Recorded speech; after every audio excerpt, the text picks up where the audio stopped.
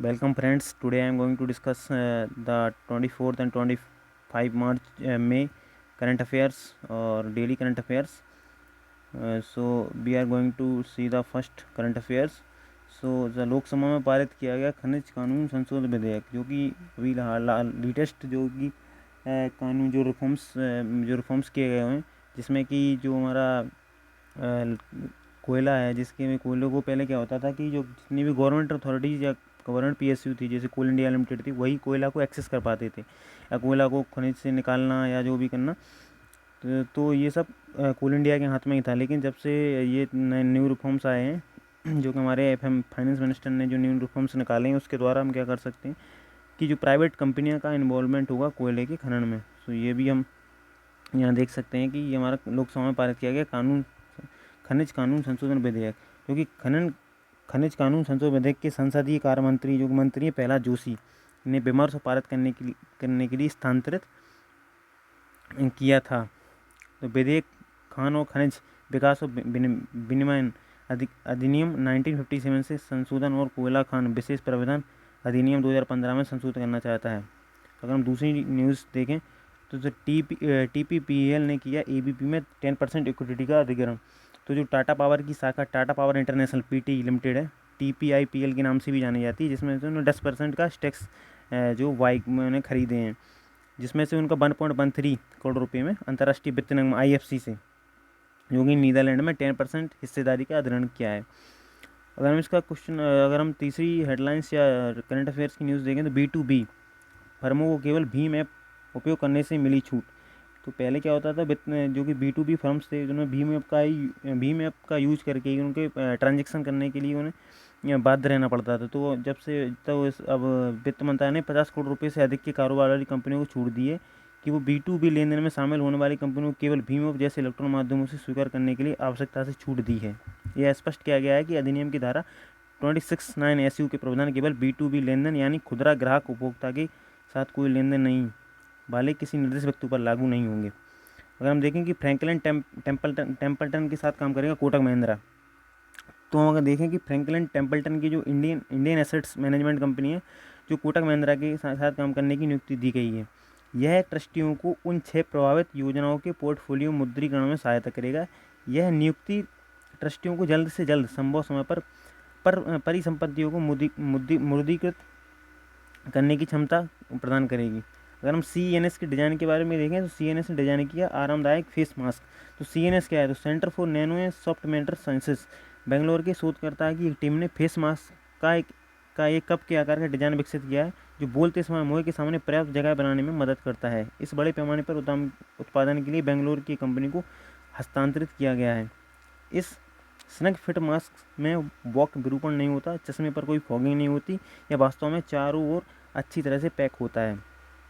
अगर हम अमेरिकी सीनेट्स में पारित किया एक विधेयक, अगर वहाँ अमेरिकी सीनेट्स में, जो कि जैसे हमारे इंडिया में राज्यसभा या होती हैं, तो वहाँ की राज्यसभा, उसको जहाँ पे कोई भी कानून या रिफॉर्म्स किए जाते हैं, तो वहाँ की अमेरिका में सीनेट बोला जाए। तो अमेरिका सीनेट ने कानून को मंजूरी दी है, जो कुछ चीनी कंपनियों को अमेरिकी स्टॉक एक्सचेंज में सूचीबद्ध करने से रोक सकता है। सीनेटर जॉन केनेडी और क्रॉस बॉन हॉलैंड द्वारा प्रस्तुत विधेयक अमेरिकी लेखांकन कानून का पालन न करने वाली कंपनियों को हटाने का प्रावधान करता है। ब्लूमबर्ग के अनुसार लगभग 800 चीनी फर्मों के अमेरिकी बाजार में डीलिस्ट होने की संभावना है। वित्त वर्ष 2029 में कच्चे तेल के आयात में 8.9% की गिरावट। पेट्रोलियम उत्पादन की मांग कम होने के कारण केयर रेटिंग्स के अनुसार भारत के कच्चे तेल के आयात में वित्त वर्ष 2021 में 8.9% की गिरावट आने की संभावना है। विश्लेषक ने बताया कि वित्त वर्ष 2021 में दौरान कच्चे तेल खपत में 7.3% की गिरावट आने की संभावना है, क्योंकि रिफाइनरी पेट्रोलियम उत्पादन की मांग के अनुसार कच्चे प्रसंस्करण को नियंत्रित करेंगे। आयातित कच्चा तेल देश की आवश्यकताओं का लगभग 8.85% पूरा करता है। TS त्रिमूर्ति नए संयुक्त राष्ट्र स्थायी प्रतिनिधि। TS त्रिमूर्ति ने कोरोना वायरस महामारी के बीच संयुक्त राष्ट्र के भारत के लिए स्थायी प्रतिनिधि राजदूत के रूप में पदभार ग्रहण किया है। 1985 बैच के IFS अधिकारी त्रिमूर्ति राजदूत सैयद अकबरुद्दीन का स्थान लेंगे, जो 30 अप्रैल 2020 को सेवानिवृत्त हुए और हैदराबाद लौट आए। त्रिमूर्ति ने पहले नई दिल्ली में विदेश मंत्रालय के मुख्यालय में आर्थिक संबंधों के सचिव के रूप में कार्य किया है। इंडिया PPE कवरॉल्स का दूसरा सबसे बड़ा उत्पादक। भारत को 2 महीने की कम अवधि के अंतर्गत व्यक्तिगत सुरक्षा उपकरण personal protective equipment body corals का विश्व का दूसरा सबसे बड़ा निर्माता बन गया है। कोविड-19 महामारी से बचाव के लिए चीन personal protection equipment body corals का दुनिया का अग्रणी निर्माता है। कपड़ा समिति मुंबई अब हेल्थ केयर श्रमिकों के लिए आवश्यक पीपीई बॉडी कवर्स का परीक्षण और प्रमाणन करेगी।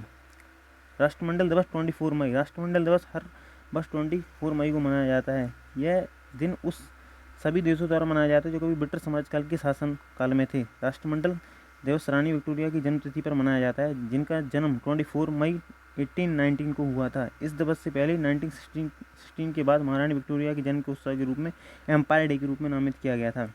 नाओमी विश्व की अधिक वेतन पाने वाली महिला एथलीट।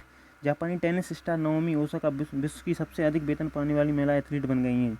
उन्होंने पहले 12 महीनों में 37.4 मिलियन अमेरिकी डॉलर रिकॉर्ड कमाई का रिकॉर्ड बनाया। 2 बार की ग्रैंड स्लैम चैंपियन नाओमी ने पिछले वर्ष की अमेरिकी प्रतिद्वंदी सेरेना विलियम्स को पुरस्कार राशि को एंडोर्समेंट आय में 1.4 मिलियन अमेरिकी डॉलर से पीछे छोड़ दिया है। अभिनेता मोहित बघेल का निधन। सलमान खान की रेडी में अमर चौधरी का किरदार निभाने वाले मशहूर अभिनेता मोहित बघेल 2020 को निधन हो गया है। मोहित बघेल ने फिल्म 21 स्टॉप सलामी और गली चोर में भी काम किया है। यह सिर्फ 20 वर्ष के थे, उनकी मृत्यु हो गई है। उन्होंने जबरिया जोड़ी में राज सांडेल के साथ एक लेखक के रूप में काम किया है। उन्हें कॉमेडी ड्रामा गली चोर उनके अभिनय के लिए जाना जाता है। जापान ने लॉन्च किया नया स्पेस ऑपरेशन स्क्वाड्रन। जापानी उपग्रहों को खतरों से बचाने के लिए जापान ने air self defence force ASDF को हिस्से स्पेस ऑपरेशन स्क्वाड्रन नाम से एक नई अंतरिक्ष रक्षा इकाई की शुरुआत की। यह पहली जापानी सेल्फ डिफेंस फोर्सेस इकाई है जो बाहरी अंतरिक्ष के लिए समर्पित है और यह जापान के टोक्यो में फुंचू में स्थित होगी। स्पेस ऑपरेशन स्क्वाड्रन के 20 सदस्यों के साथ शुरुआत की है। रस्किन बॉन्ड की नई पुस्तक का विमोचन। रस्किन बॉन्ड के 86वें जन्मदिन पर स्पीकिंग टाइगर ने अपनी नई ई पुस्तक विमोचन की है जो नॉर्वे ट्रेनों और भवनों पर उनके कारनामों के बारे में है। Hop on my adventures on boats train and planes. Bond अपने बचपन को यादगार यात्रा रोमांच का वर्णन करते हैं। इसमें सम्राट हल्दर के चित्र हैं जो स्पीकिंग टाइगर के बच्चों के लिए सागा ट्रैकिंग कब द्वारा प्रकाशित किया गया है। अंडमान के दुर्लभ पाम को मिला दूसरा घर। दक्षिण अंडमान द्वीप में पाए जाने वाले एक दुर्लभ पाम केरल के पालोड में Jawaharlal Nehru tropical botanical garden and research institute JNTVGRI के सौजन्य से एक दूसरा घर प्राप्त कर रहा है। पिनिंगा एडमांसिस जो कभी विलुप्त माना जाने वाला था, एरेका पाम जैसा दिखता है, उससे सभी संबंधित हैं। IIT मद्रास ने किया पैराबोलिक ट्रो कलेक्टर विकसित। IIT मद्रास के शोधकर्ताओं ने सौर पैराबोलिक ट्रो कलेक्टर PTC की प्रणाली विकसित की है। इसे desalination, space heating, space cooling जैसे औद्योगिक अनुप्रयोगों के लिए सौर ऊर्जा को केंद्रित करने के लिए विकसित किया गया है। PTC हल्का है, इससे उच्च ऊर्जा दक्षता के लिए विकसित किया गया है। इसे भारत की विभिन्न जलवायु तथा भार स्थितियों के तहत कार्य करने के लिए बनाया गया है। वैज्ञानिकों की गेहूं में बोने जीन की मैपिंग। पुणे स्थित अग्रहा रिसर्च इंस्टीट्यूट ARI में वैज्ञानिकों ने गेहूं के 2 वैकल्पिक बोने जीन RST140 ने RST108 की मैपिंग की है। ये जीन बेहतर अंकुर शक्ति तथा लंबे प्रांकुर चूल युवा सूट टिप की रक्षा करने के लिए म्यान में जुड़े होते हैं। इस वैकल्पिक बोने जीन वाले गेहूं की लाइनें फसल अवशेष जलाने की को कम करने के अलावा गेहूं की बीज की गहरी बुवाई की अनुमति दे सकती हैं। निरमा की शाखा द्वारा इमामी सीमेंट अधिग्रहण की मंजूरी। यूनियन बैंक से बरकरार रहेगी इंडिया फर्स्ट की हिस्सेदारी। Insurance regulatory and development authority of India IRDAI ने यूनियन बैंक ऑफ इंडिया की इंडिया फर्स्ट लाइफ इंश्योरेंस में अपनी 30% हिस्सेदारी बनाए रखने की मंजूरी दे दी है। बैंक से पहले उम्मीद की जा रही थी कि वो इंडिया लाइफ इंश्योरेंस को पूरी हिस्सेदारी या उससे बड़ा हिस्सा वापस ले लेगा, क्योंकि IRDAI के दिशा निर्देशों में एक ऋणदाता को 2 बीमा कंपनियों 10% से अधिक हिस्सेदारी के लिए प्रतिबद्ध किया गया है। Thank you so much. Please share and subscribe to the channel. Thank you.